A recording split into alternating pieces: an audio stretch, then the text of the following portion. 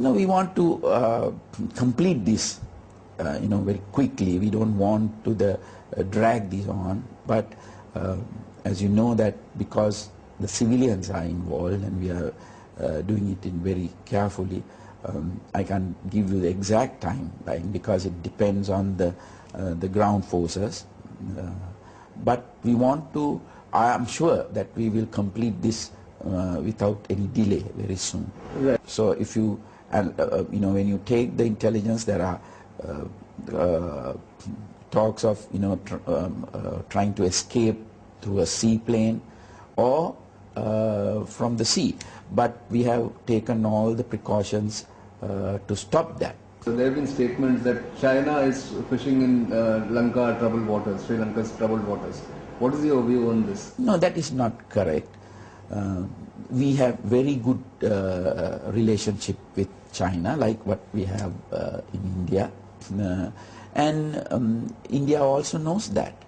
And whatever we do with China, because we had a long relationship with China, that was not a very recent one, but for last so many years. So they're helping us economically. They're helping us in our development program. Similarly, India is helping us. Yeah, India of course is helping you, but India is constrained by the fact that India cannot help you militarily. India had to stop itself from giving you military aid, so you went to China. That's the view. See, India helped us militarily as well.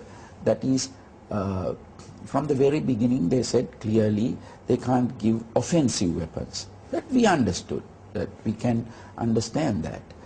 But our air defense system, our maritime surveillance system, all these are from India, and they helped us to develop our airfields. Those are things that India helped us indirectly. In training also, I believe. Yes, we have a lot of military. It has been there for so long. I mean, over the years they have trained so many officers in India. And how did China help you militarily? We have increased this training, courses, and also we have purchased some arms and ammunition from them. That's also had been going on for last so many years, last 30. Some international news. In his first ever interview to a foreign TV network, Sri Lanka's Army Chief General Sarath Fonseka has said certain Western countries tried till a night before the war ended to rescue Prabhakaran and other top LTTE leaders. He was speaking exclusively to NDTV's defense editor Nitin Gokhale in Colombo. They were trying to do it in the pretext of saving the civilians. But any ceasefire at that time, any fool would have realized it's not only going to save the civilians, that will save that bunch of terrorists who were there. So that was the excuse they were giving. So we didn't do all these things all the way to finally to listen to some outsider and allow this bunch of terrorists with this terrorist leader who ruined the country for 35 years, killed so many innocent people for such a long period. We can't allow him to go out like that. He also admitted for the first time since the Sri Lankan army began its final war against the LTTE in 2007 that they lost more than 5,000 soldiers in the conflict and having killed 22,000 LTTE cadres. 190 officers and 5,200 men. And we killed, and I had 25,000 injured. About 60% of them have come back. And some are doing light duties in the field out of these 27,000 injured.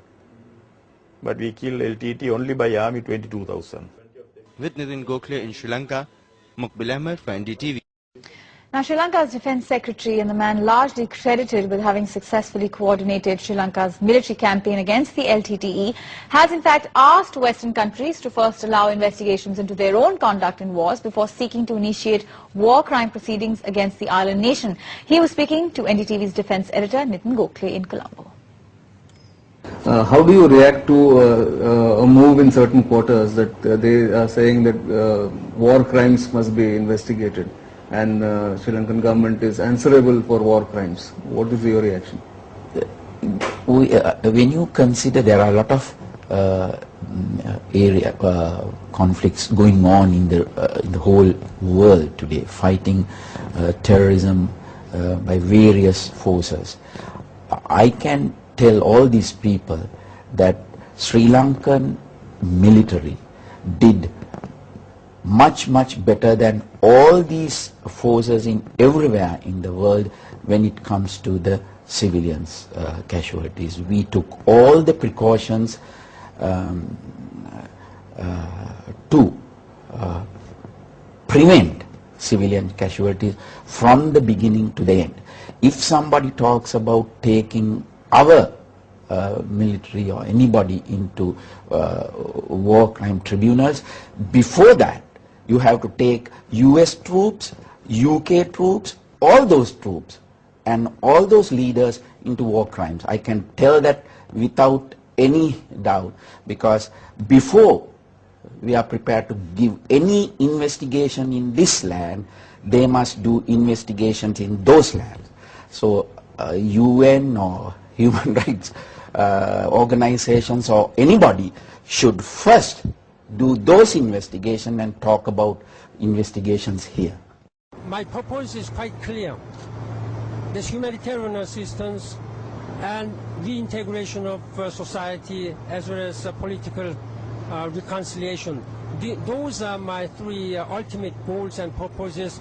I'm convinced that through my visit this time, I'll be able to get some assurances from Sri Lankan government and President Rajapakse on those issues.